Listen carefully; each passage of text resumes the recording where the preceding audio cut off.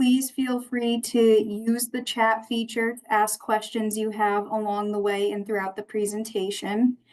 There will be a chance to unmute and ask questions towards the end. And please keep your mute feature on throughout the presentation, just so we don't disrupt our presenters. So without further ado, I present to you our President and CEO, Maureen Beauregard. Hi, everyone. It's really nice to be here with you today. I love the Vermont program. I really do.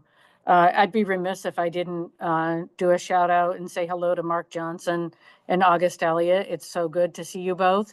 And they were previous leaders of Easterseals Vermont, and really proud of the work that they did when they were at the helm. So thank you for that. When I think about Easterseals Vermont, I think about the care that children and family receive. And it's not just good care, it's wonderful care. And we all know that, being involved in the child welfare system is a traumatic experience. No matter how you look at it, it is just hard. It's hard for families and it's hard for kids.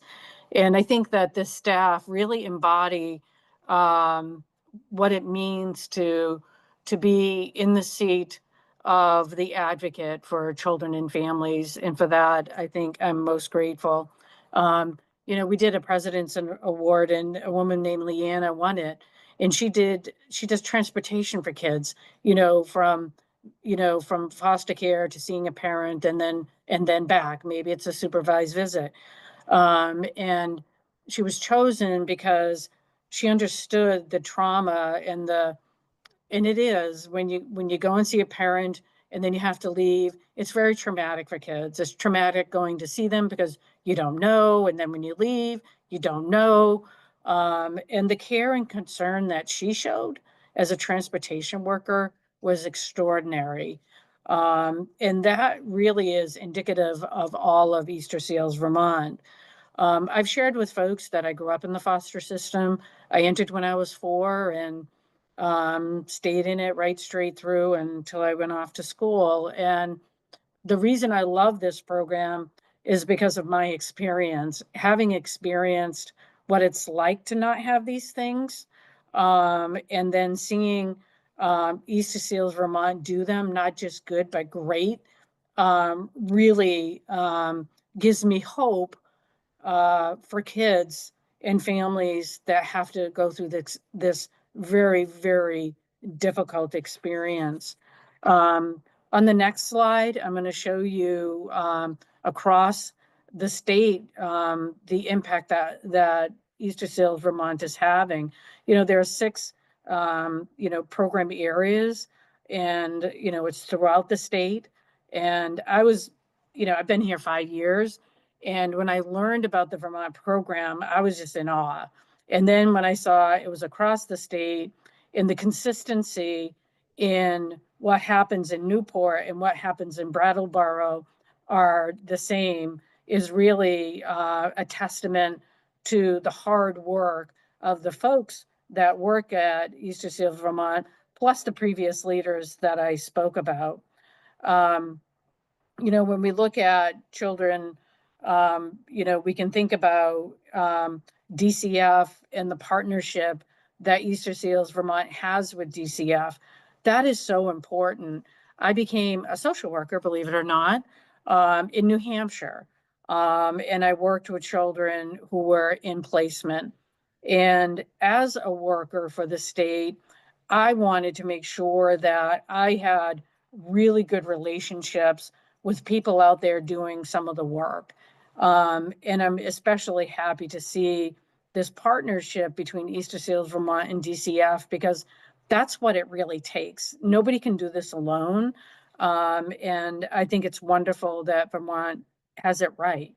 When we look at the number of staff, it's 100 staff, and they are mighty, and their impact is huge.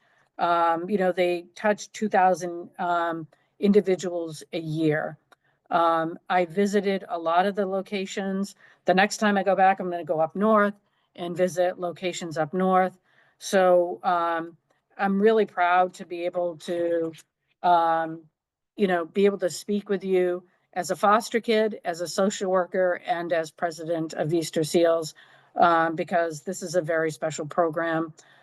We have wonderful leaders, and I knew that from the moment that I met them, Susie Reed and Tara Oshotsky.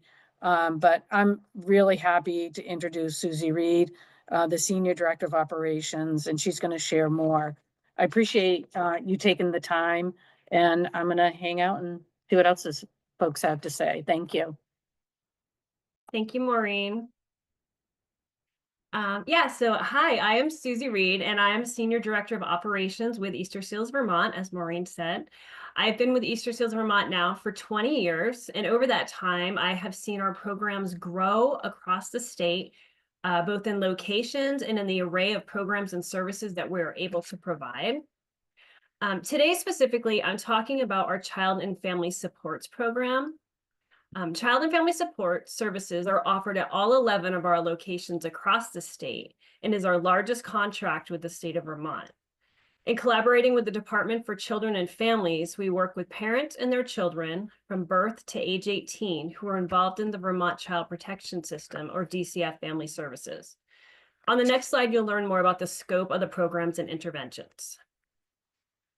So Child and Family Support Services work specifically with families who are involved with the Child Protection System. We offer 5 different interventions in this program, which are tailored to meet families' specific needs. They are family time coordination, care coordination, family finding, family time coaching, and family-centered meetings. Sorry. Staff providing child and family support interventions receive extensive training and support from our training director and clinical staff. 2,048 training hours were collectively completed by our staff in fiscal year 2024, and we had 35 staff certifications given out in child and family support interventions. Today, we will explore the family time coaching intervention a bit deeper to understand the impact this service can have for children and families. Easterseals and others explored and implemented family time coaching based upon the lack of benefit that families received from the supervised visitation model that used to be when children were placed into state's custody. So when I first started with Easterseals 20 years ago, the office that I worked in had two rooms, and there was a one-way mirror between them. And either a family services staff or an Easterseals staff would sit in one room and document what was happening, and they were unable to offer support to parents or children before, after, or during their time together. And this really kind of put parents on display, and they weren't really sure what was expected of them during this time. This could also result in further trauma for the children and families. And we saw this especially in young babies who had entered custody soon after birth and hadn't formed strong attachments to their parents. So lots of times they would scream and cry until the foster parent was brought in to soothe the baby because they held the attachment. And this was really disempowering for the parents who were trying to work to regain custody of their child. So family time coaching is a model that was developed based upon the visit coaching model created by Dr. Marty Beyer. So our previous Easterseals Vermont clinical director, Dr. August Elliott, who is on this call, as Maureen pointed out, worked with Dr. Beyer to pioneer the family time coaching model. Family time coaching is different from supervised visitation in that it's a therapeutically focused intervention. In this service, a coach is in the room with the parent and child, and together they work to ensure that the parent is able to meet the child's needs during their time together through the use of specific coaching skills.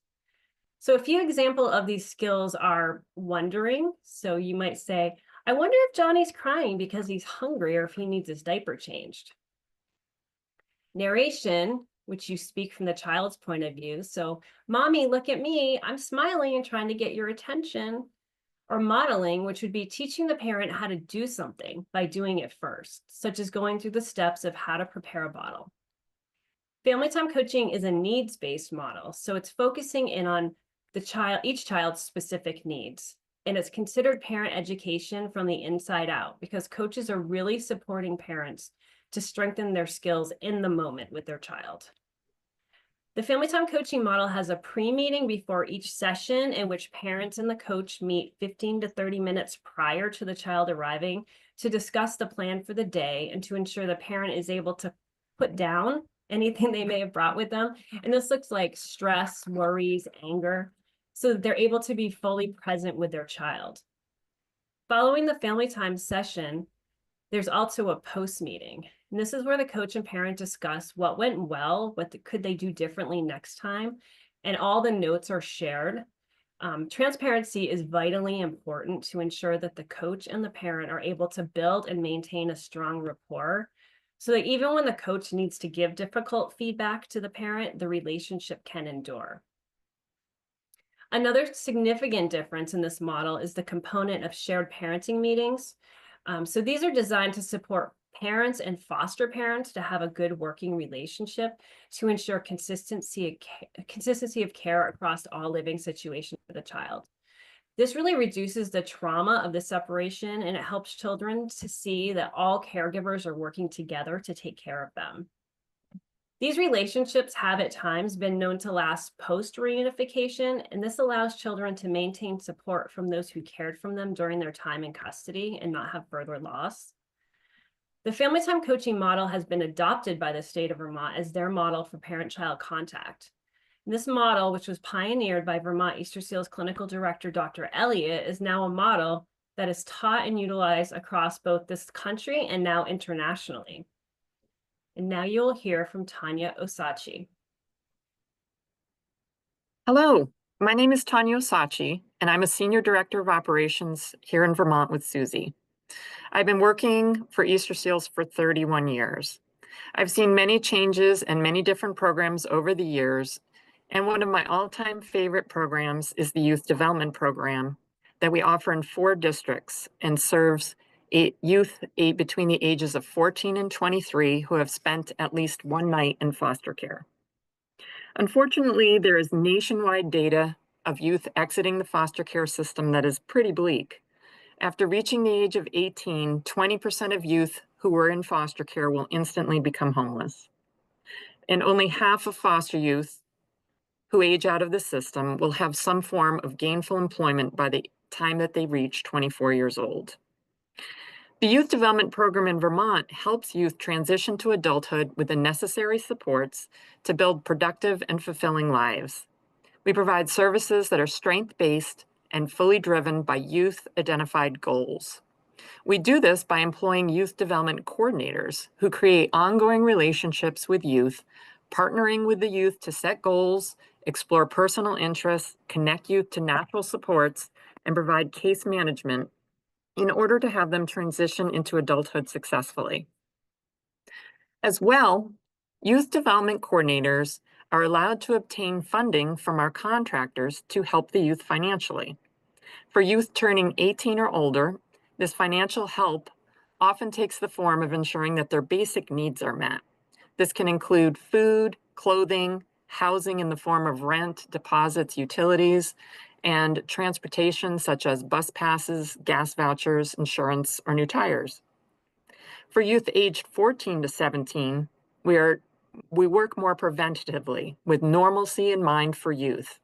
These youths are typically in foster care and living with strangers or kin, many who can't afford extras for kids. With financial support from the Youth Development Program, the Youth Development Coordinators can ask for normalcy requests for these youth. This could include things such as getting them access to pro-social activities like sports, horseback riding, getting their permits and driver's license, and attending school and class trips. We also purchase sporting wear, prom tickets, instruments, and lessons. This helps foster youth form positive social connections with other youth with similar interests and hopefully keeps them out of trouble.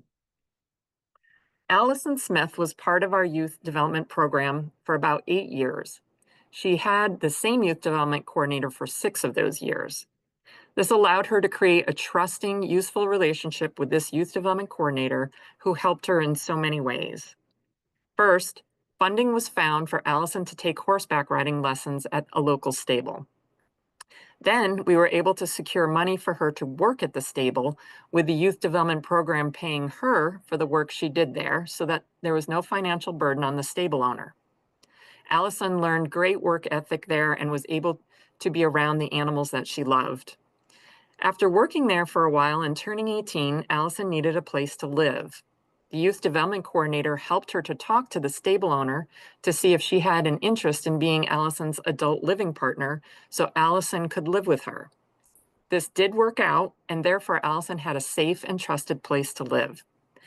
In the meantime, Allison has pursued a job in the medical field at the local hospital and has become a voluntary emergency medical technician in Rutland. Allison unfortunately did not have many family supports, but she used the youth development coordinator as a major support to go after the goals she had set for herself. On the next slide, you'll see in real time the results of what the youth we serve in the youth development program think about our work together based off of our satisfaction surveys. So how do we ensure our program and services are working and being held at the highest standard for growth and improvements? Our training and evaluation team at Easterseals, Vermont conduct consumer surveys. We listen to our clients to identify our strengths and areas for improvements. For instance, you can see in this slide that for family time coaching, 82% of parents who were surveyed had overall satisfaction with our family time coaching services. Now, you can't really see that on the slide, but that's what it is. As for youth development program, 100% of youth felt that the youth development coordinator helped them create and clarify their personal goals. As one youth commented on her survey, I like that apart from the financial support, the youth development coordinator helps me set goals, keeps me accountable for them, and helps me come up with smaller goals so I can attain and reach the bigger ones.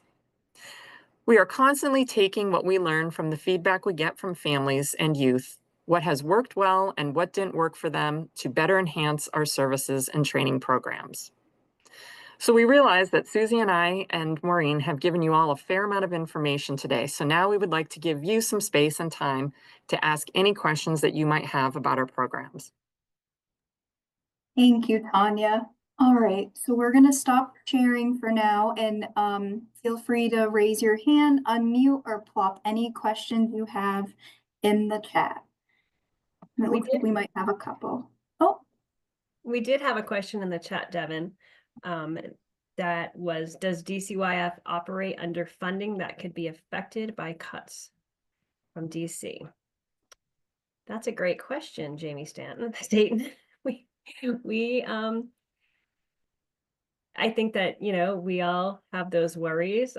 Certainly there's a lot of funding by Medicaid that comes from the contracts that we serve, but as of yet, we've not been affected at all, and we are moving forward business as usual for now. They're renewing our contracts and we're hopeful. So the main sources for referrals for our programs typically do come from DCF, Department of Children and Families, Family Services Division. And there are certain services that we have that we can accept community referrals. So one of those is for like our Compass program. One is for family-centered meetings that we might do. We need to get permission, but community members like schools or mental health agencies can put in a referral to see if it gets accepted. Tanya, can you just go a little dive deeper into how does a foster youth get involved in the YDP or youth development program? Where do the referrals typically come from for that? Yeah, for the youth development program, so if youth have spent one night in the foster care system in any of the 50 states, then they're eligible. But typically we're getting youth in Vermont who are either in the foster care system, and so at the age of 14, the family services worker who works for DCF will refer them to our program. However, there is a lot of moving around with youth. So they might be moving from out of state or moving out of state and then coming back, and at which point like schools, anybody working with a youth who hears the word, oh, I was in foster care and I'm under the age of 23, can send us a referral. And also youth can self-refer. So if they know they're eligible, which they may or may not, because we do try to tell them, you know, you're with us until you're 23. If they leave and come back, they can leave and come back 100 times. They can self-refer and just say, hey, I was, you know, in Rutland working with the youth development coordinators, so now I'm in Hartford and I'd like to start back up. So really, DCF is our main one for the younger youth, but then any kind of community or partner or a self-referral for the older youth. Great. Susie, can you answer Pam's question? Where does family time coaching happen?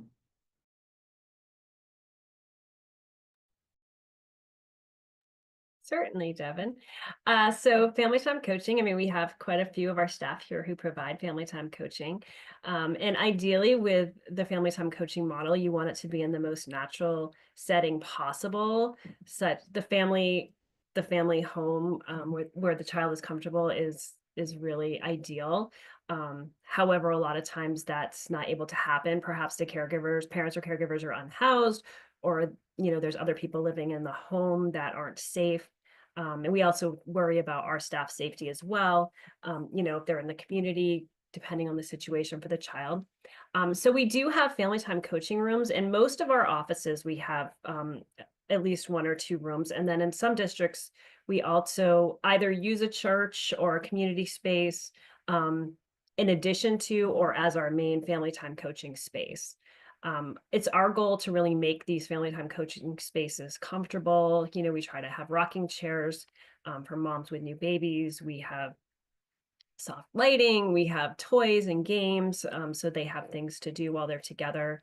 And that's really one of the things that we work hard to and are working hard to ensure that we have all the supplies we need in these family time coaching rooms. And so it's always a good way to donate if people are interested in donating items, either in kind or a financial donation to help us get the family time rooms so that they're comfortable for the families we work with. Wonderful. I'm looking at the chat. We have some very kind words from Mark Johnson. This is an outstanding, excellent description. So great to see Maureen, Susie, and Tanya, and wonderful to hear that consumer evaluations drive the practice. Vermont is seen as a leader nationally and internationally. It is a great program for Easterseals. Thank you, Mark. Amy says, does Vermont offer free higher education at state universities / colleges for foster kids? Tanya, that sounds like a question you might be able to help out with. Yes. So there's certain rules around all that. And one thing, so if you're a foster youth, if you turn 18 and exit the system and you were a foster youth at that point, when you do your financial aid or assistance through VSAC, you can count, the family's contribution at 0. And then they made a law change a while ago that even if you were adopted, because a lot of people, this is, one of those tough decisions, but not wanting to adopt a child at a later stage, like at the age of 16 or 17, because then it would affect their financial assistance to colleges. But the legislators did away with that so that if you were adopted, I think before the age of 15 or something like that, you would still, even though you had a family and there was income, you could still put 0 as a family contribution. So it wouldn't affect their ability. So I don't know if it's actually for free, but I think foster youth do get a much, they have less financial input that they have to be paying, quite frankly, than a child growing up in a home.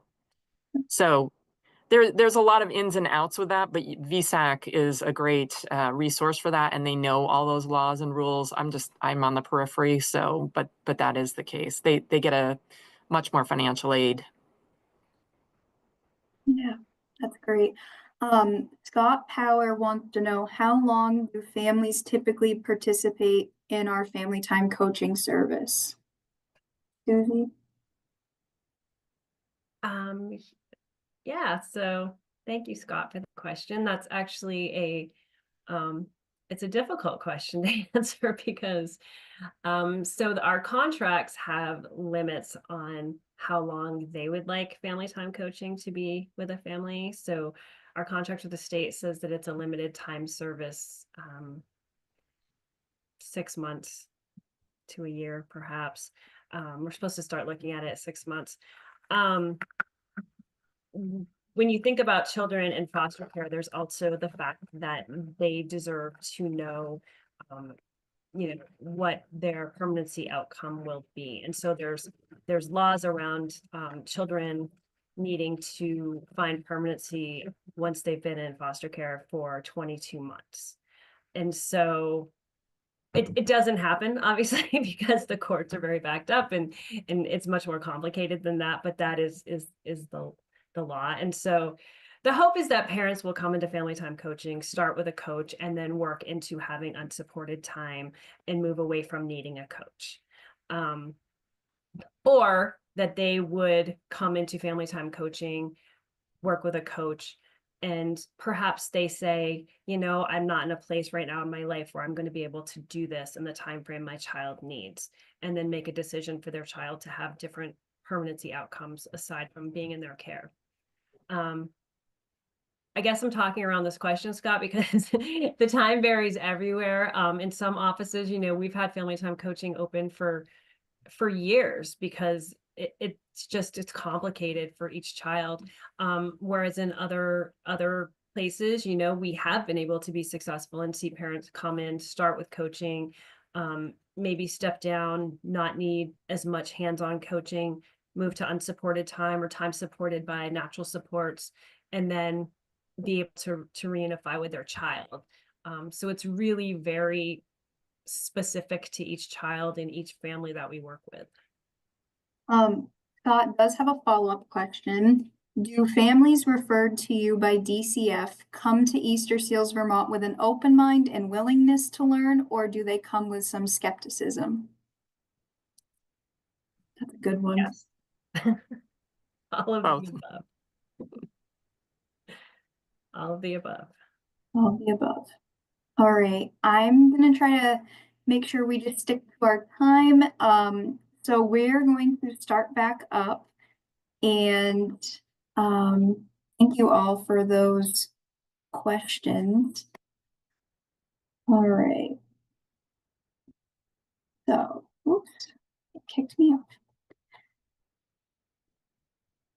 And if you have any other questions, please feel free to put them in the chat, and we're happy to respond to them after the webinar via email as well.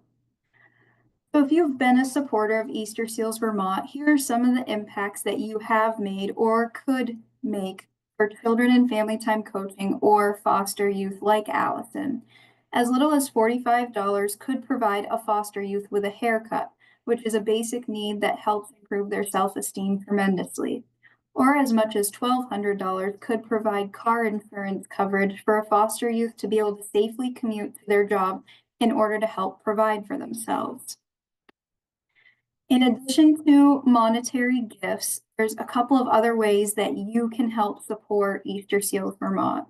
You can get involved and attend one of our events, or join us for a meaningful conversation with one of our program experts, or connect us. Who else from your network should know about the work that we're doing? If you have any other questions around development and fundraising, Pamela Hawks, our Chief Development Officer's email address is here in the slide. And speaking of events, we have two exciting opportunities for you to join and get to know us better. Next Wednesday, May 21st, we'll be at the Norwich Inn. We have two different time slots, 1 to 2:30 or 5 to 6:30. And the link will be in the chat to register for that event. So come have more meaningful, engaging conversations with us. We'll have some very tasty appetizers and a beautiful place to gather. So please consider joining us. And then Over the Edge is our annual fundraising event where participants raise $1,000 in support of Easterseals Vermont and have the thrilling opportunity to rappel the Northbury Manor, which is one of the tallest buildings in the state. It's not too late to sign up if you're interested, or we have volunteer opportunities, but there will be fun for all ages. So please think about coming out and joining us for one of these events. Thank you so much for taking time out of your day to join us and learn more about Easterseals Vermont. We hope you have a stronger understanding of our work and take away something meaningful to share with others about us. And I'm going to go back. And so that question we asked you all at the beginning about how many children are in the state's foster care system, Tammy Greenwood was the closest. The answer is 864. So good job, Cammy. So I just hope that answer puts things into perspective to you all of how important it is, the work that we're doing to support all of these children and youth in the state's foster care system. So if you feel compelled or would like to take action today and donate, please scan the QR code or click on the link in the chat. It should be in there. But thank you so much. That concludes our presentation today, and we hope to see you all soon. Thank you. Thank you. Bye. Thank you.